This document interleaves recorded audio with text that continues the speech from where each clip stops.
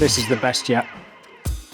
Okay, so the way we do our bavette steak is a bit of an original way we do it. So what we do is a reverse-sear technique, but instead of sous vide, we do this in the oven, a very low temperature, and we get the steak to be a 47 to 48 internal temperature, so it's perfectly medium.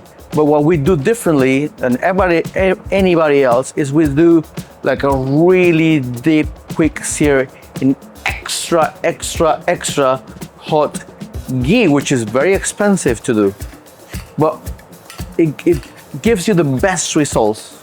So let's give it a go.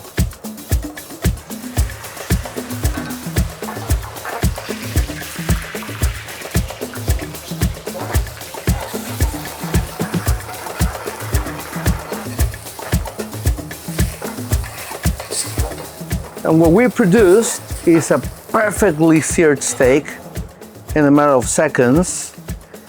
You can see all these char marks, and all these blackened bits is what you would get if you were like cooking this over charcoal.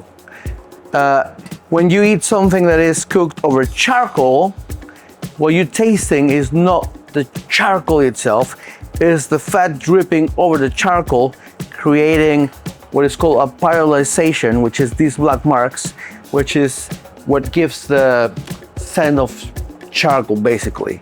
So you get the same effect. If you eat this, you'll probably swear it was cooked over charcoal. Now we're gonna slice this, but we're gonna give it a couple of seconds to cool off.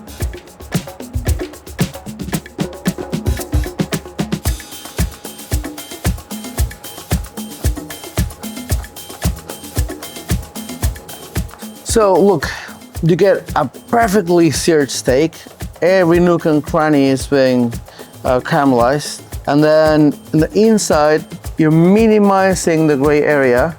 This is the original way that we cook steaks here at Homies on Donkeys. And I gotta say, I've never seen anyone cooking steak like this.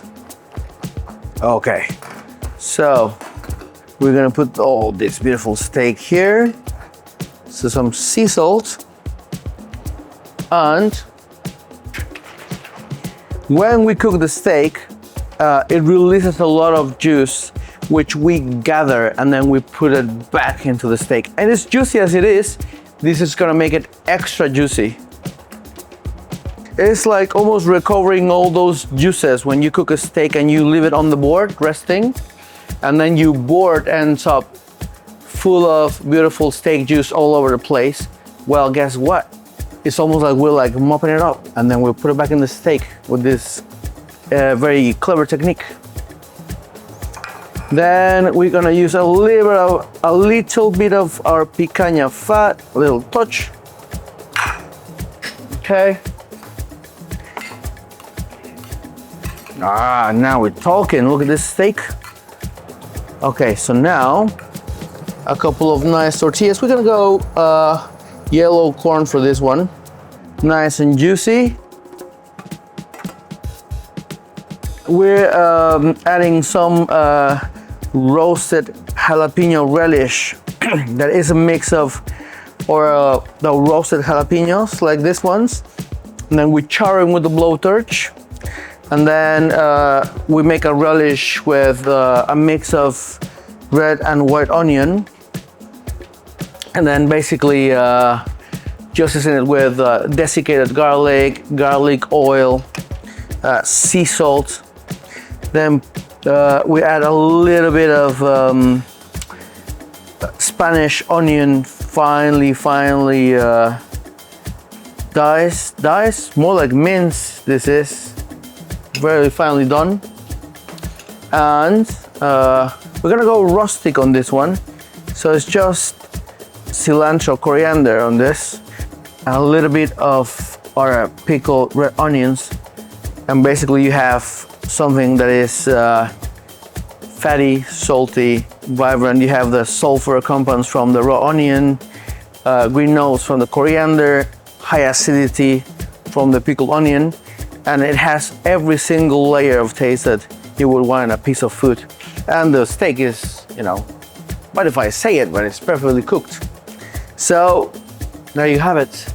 Another of our signature dishes here at Hummus on Donkeys.